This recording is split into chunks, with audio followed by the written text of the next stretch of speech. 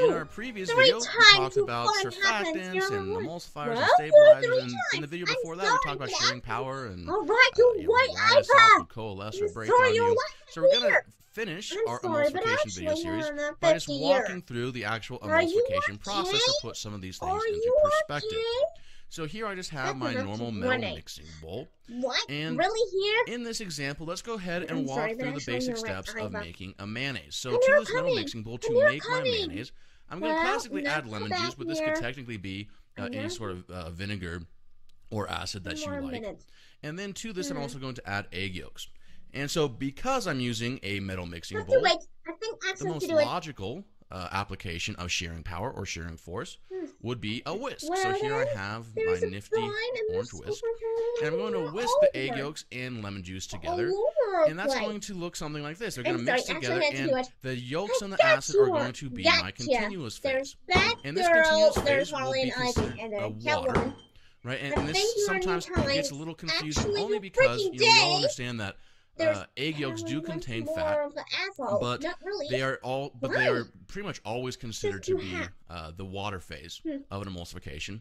And so you're going to go ahead and drop in your fat into your water or to your continuous phase. So this will be a fat dispersed into water emulsification. So here I have my fat droplet, and you're going to add the fat very slowly at first. And this is because there's a lot of area for that fat to run and hide from the whisk. Right? So the whisk needs to be able to, break this up and emulsify it. And so as you start to continue to whisk around the bowl, you can add a couple more drops here and there as they start to incorporate. And eventually the fat will break up into smaller particles and look something like this.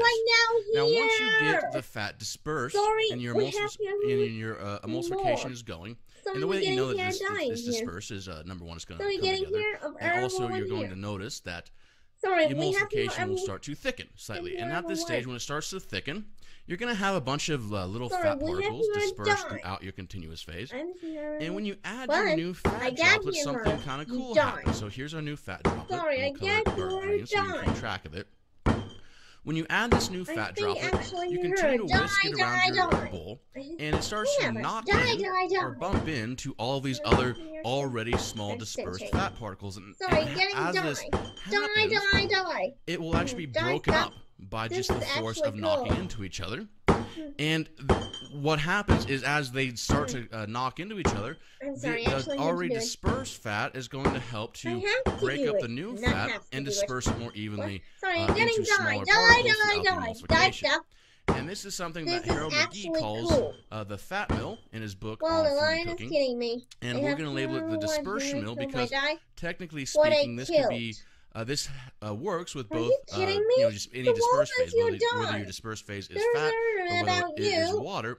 This dispersion mill holds true, right? So the more emulsified fat that you add, the more viscosity you will have, or the viscosity will increase. And when we talked about last episode, viscosity in and of itself can actually work as a stabilizer. And this happens because the more viscous or the thicker your emulsification becomes, you will have more increased drag on your dispersed phase, in this case the fat particles.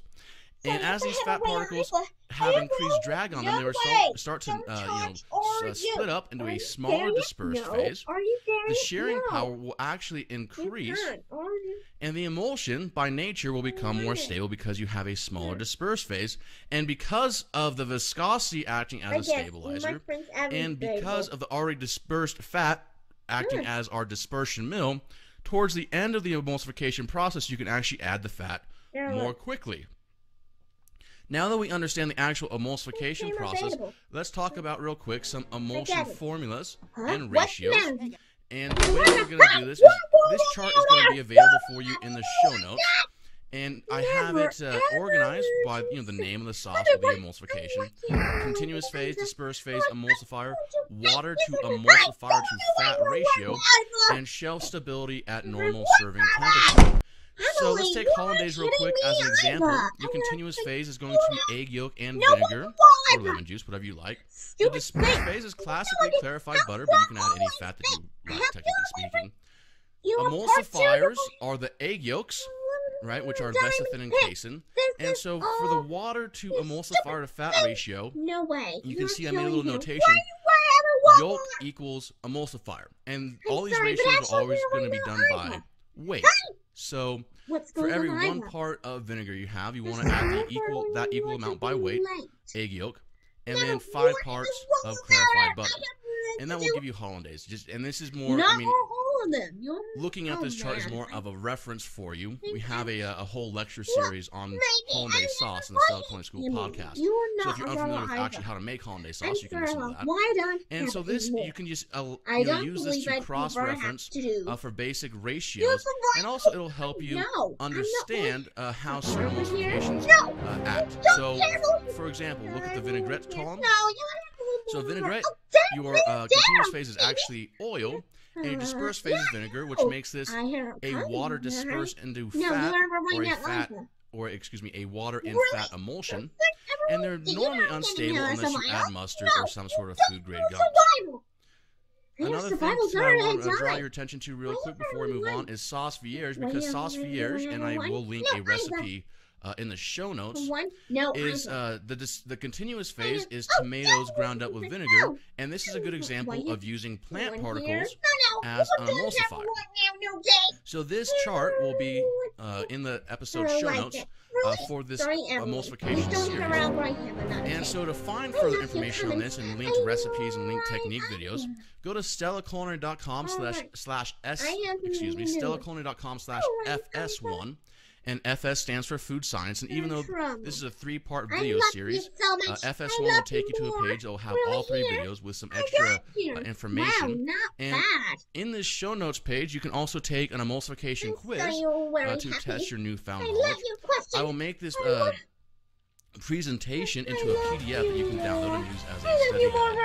And also, I will make this actual presentation, which I've done in Keynote, available for both download in Keynote and PowerPoint format.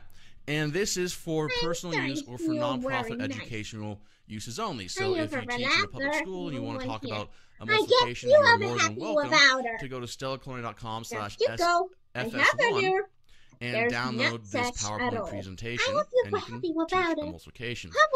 If you are a for-profit culinary educator, go ahead and contact me, Jacob, at stellaculinary.com, and we'll work out some sort of licensing deal. We stay under one more! My God!